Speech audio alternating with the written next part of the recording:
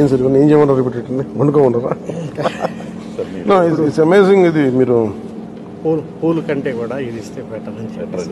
నిజంగా ఎవరికొకళ్ళకి చాలా మందిగా అనాథాశ్రమాలకి ఇవ్వచ్చు.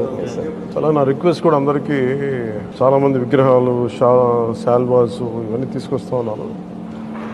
వచ్చేవారందరికి కూడా ఒకటి ఏదైనా తీసుకొస్తే టోకెన్స్ భవిష్యత్తులో మన సమీప భవిష్యత్తులో రాబోయే అన్నా క్యాంటీన్స్కి ఏదైనా మీరు కాంట్రిబ్యూషన్ లాగా ఏదైనా అలాంటి టోకెన్స్ అన్నా ఇవ్వండి. వాళ్ళు గివ్ టు గవర్నమెంట్ మన ప్రభుత్వానికి ఇద్దాం.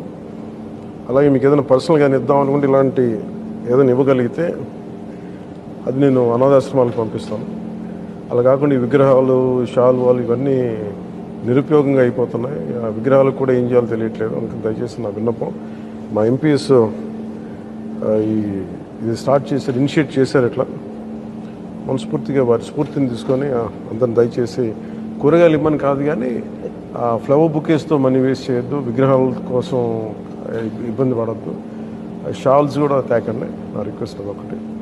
ఏదైనా చేయగలిగితే నాకు చేయకపోయినా పర్లేదు కానీ అట్లీస్ట్ అది ప్రజలకిను కష్టాలు ఉన్న వాళ్ళకి ఉపయోగపడేలా చేయండి. I'm more than happy for that.